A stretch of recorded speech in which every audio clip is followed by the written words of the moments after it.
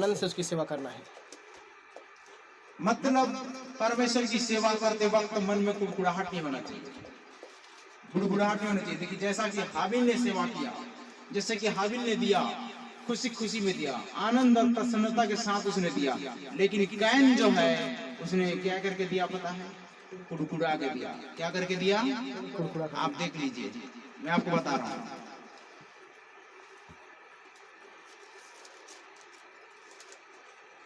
2 पद से पढ़ेंगे।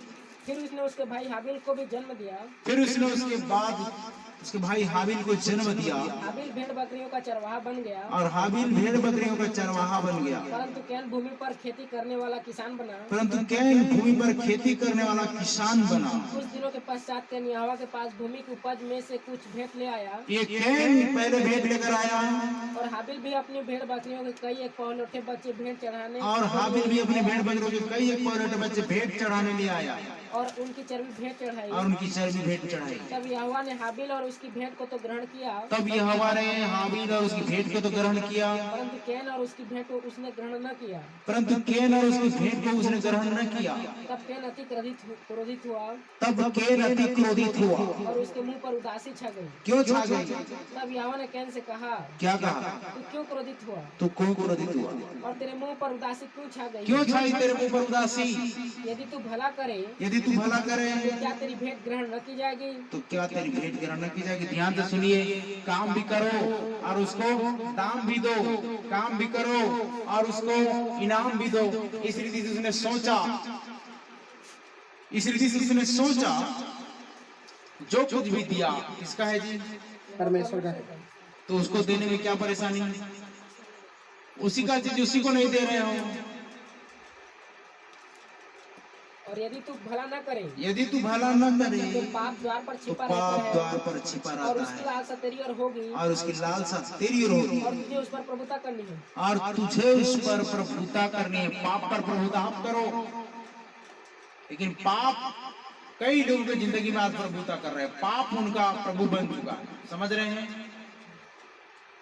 पाप को इतना इजाजत मत दो कि वो आपके ऊपर में हुकूमत करे या आपके ऊपर में राज्य करे। अगर ऐसा एक भी स्रोत पाया जाएगा शैतान का, तो वह आपको परमेश्वर की बड़े आशीष से वंचित कर सकता है। कैन ने हाबिल को लड़ा दिया। ध्यान से सुनिए, इधर आदम और हव्वा को पाप में उधर ढकेल दिया। उस वक्त की बात है। ये शैतान उन सारी बातों को जानता है कि मनुष्य किस रीति से गिर सकता है, मनुष्य कैसे कमजोरी में, दुर्बलता में, लाचारी में, बेबसी में आकर के फंस सकता है, भली भांति पता है। लेकिन उस अवस्था में भी आप परमेश्वर की आराधना, प्रार्थना और प्रशंसा करना नहीं छोड़ते हैं, तो परमेश्वर को जब आता है और वो शैतान तक को भी तुम्हारी जिंदगी से बेदखल करके अपनी आशीष और बरकत से भरता है। Hallelujah, hallelujah. ये बात अय्यूब की जिंदगी में देखने को मिलता है। उसने क्या किया? इतना सब कुछ छीन जाने के बाद भी उसके धीरज को देखिए। इसीलिए परमेश्वर उसका आदर करता है। क्या मेरा दास अय्यूब को तूने देखा है, जो पृथ्वी पर उसके जैसा कोई भय मानने वाला और ऐसा खराई से चलने वाला कोई और पुरुष नहीं है। इसीलिए परमेश्वर ने उसके विश्वास का कदर किया और उसे आशीष दिया। पहला पत्रस 5:3 पढ़ो।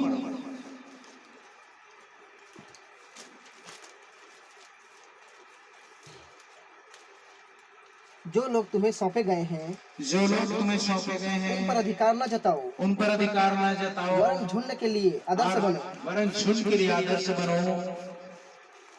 हो गया?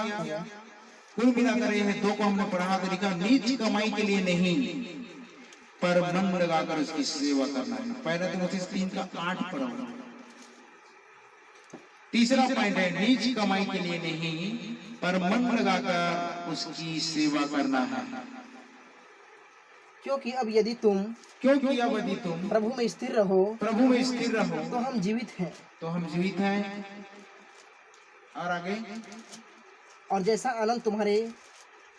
आनंद हमें तुम्हारे कारण अपने परमेश्वर के सामने है, जैसा आनंद हमें तुम्हारे क्या लिखा है? परमेश्वर के सामने हैं, परमेश्वर के सामने है। उसके बदले तुम्हारे विषय में हाँ, हम किस रीति से परमेश्वर का धन्यवाद करें? किस रीति से परमेश्वर का धन्यवाद करें? भाई पहला तिमोथी 3:8। पहला तीमुथी से छिसलुनी में नहीं। वैसे ही सेवकों को भी गंभीर होना चाहिए, वैसे ही सेवकों को भी गंभीर होना चाहिए, तो रंगी, दो रंगी, पियक्कड़ पियक्कड़ और नीच कमाई के लोभी न हो। और नीच कमाई के लोभी न हो। देखिए सेवकों को भी बोला जा रहा है ना, नहीं जिधर ज्यादा पैसा मिले उधर ही जाना है पास्टर को, है ना। आज इधर कुछ ना मिले उधर जाना भी नहीं। ऐसा करने से चलेगा क्या? परमेश्वर जहां भेजेगा वहां जाना है। Hallelujah, hallelujah. नीच कमाई के लिए नहीं, पर मन लगाकर उसकी सेवा करना है। बहुत से लोग धंधा बना दिए, चलो अब नौकरी तो खत्म हो गया है, अब पास्टर बन जाते हैं। पास्टरों को बहुत लोग पूछते हैं, आदर करते हैं, अब डिग्री ले लेते हैं और पास्टर बन जाते हैं। ऐसा कैसे बन जाएगा? जिसको परमेश्वर की बुलाहट नहीं है, पहले बुलाहट को सुनिश्चित करो कि वास्तविक में परमेश्वर ने बुलाया है या नहीं। Hallelujah, hallelujah, hallelujah. हालेलुया। और देखिए पहला पत्रस 4:11 पद पढ़ेगा। पहला पत्रस 4:11 पद। कौन तो बोल रहा था ना, तन मन लगाकर। कुछ बातें आप लोग का इधर मैच करता है, मेल खाता है। यदि कोई बोले तो ऐसा बोले मानो परमेश्वर का वचन है। मानो परमेश्वर का वचन है। यदि कोई सेवा करे तो उस शक्ति से करे जो परमेश्वर देता है। हालेलुया। कई बार हम अपनी शक्ति लगाते रहते हैं ना। एलिया जब थक गया तो परमेश्वर उसे शक्ति दिया, कौवा के द्वारा रोटी और मांस और गोश्त खिला करके क्या किया, उसको ताकत दिया और बोला तुझे तो और भी चलना भी अनिवार्य है। इधर वचन में लिखा है, कई लोगों को इन दिनों में भूख नहीं लग रहा है ना, पवित्र आत्मा प्रबल है। पवित्र आत्मा को बढ़ाते जाओ, आत्मा में बढ़ते जाओ। लिखा है मनुष्य केवल रोटी से नहीं परंतु प्रत्येक वचन से जो मेरे मुख से निकलता है जीवित रहेगा। यीशु मसीह को शैतान ने 3 बार झांसा देने का प्रयास किया, मंदिर के कंगूरे पर खड़ा कर दिया और लिखा हुआ है पत्थर को रोटी बन जाकर के बोला, और अगर तुम मनुष्य का पुत्र है तो अपने आप को गिरा दे। लिखा है कि स्वर्गदूत हाथों हाथ तुझे उठा लेंगे। देखिए वो शैतान किस रीति से वचन को तोड़ मरोड़ करके उसको बता रहा था। तो आज के लोग भी इस रीति से तोड़ मरोड़ कर बताएंगे। आपको समझना पड़ेगा, शैतान ये सब तोड़ मरोड़ करके बता रहे हैं। जब तक वचन की जानकारी नहीं रहेगी आप वहीं पर फंस जाओगे और आप उनके बुरे कामों में साझी हो जाओगे। और जबकि वचन कहता है जो कोई आए और तुम्हें यही शिक्षा ना दे, ना तो उसे घर में आने दो और ना ही नमस्कार करो, क्योंकि जो कोई ऐसे जन को नमस्कार करता है और उसके कामों में क्या होता है जी, साझी होता है। इसलिए मिलावट नहीं, अपनी पूरी शक्ति के साथ उसकी सेवा करना है। आप पढ़ लो ये यिर्मयाह 48:10 पद, सभी जानते हैं, बहुत सुंदर वचन है। हमने पढ़ लिया क्या? पहला पत्रस 4:11 पढ़ो। जिससे सब बातों में यीशु मसीह के द्वारा परमेश्वर की महिमा प्रकट हो। परमेश्वर की महिमा प्रकट हो। सब बातों में लिखा है, नहीं कुछ बातों में कुछ अजीब सा होता है। सब बातों में परमेश्वर की महिमा प्रकट नहीं होती। पूरी शक्ति से, अपनी पूरी शक्ति के साथ उसकी सेवा करना। वचन कहता है पूरी शक्ति के साथ।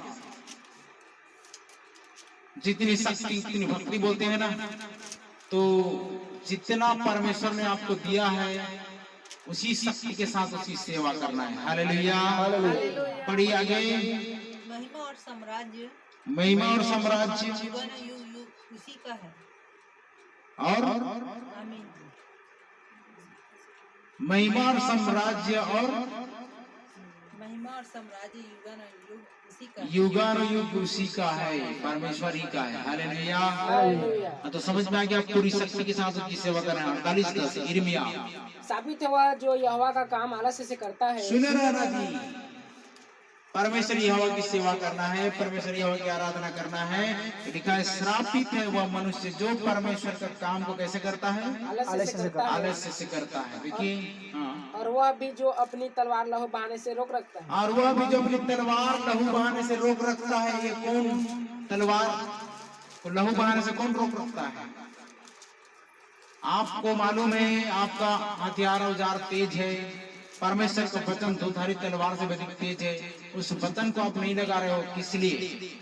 पाप करने के लिए। वहां पर अगर वचन नहीं लगा रहे हो, तलवार नहीं लगा रहे हो, आप मुझे मार करके बोल रहे हो, ऐसे पाप है, ऐसे अपराध है, ऐसे गुनाह है, ऐसा झूठ है, ऐसे पाप है, ऐसा बुराई है, इन सारे चीजों का आप खंडन नहीं कर रहे हो, तलवार नहीं चला रहे हो, तो ये भी एक आलस्य में आता है।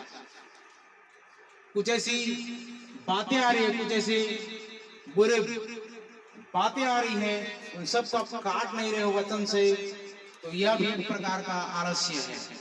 और लिखा हुआ है कि हम आलस्य बनकर श्रापित होना नहीं चाहते, तंदुरुस्ती के साथ आगे बढ़ेंगे। Hallelujah, hallelujah, hallelujah, hallelujah.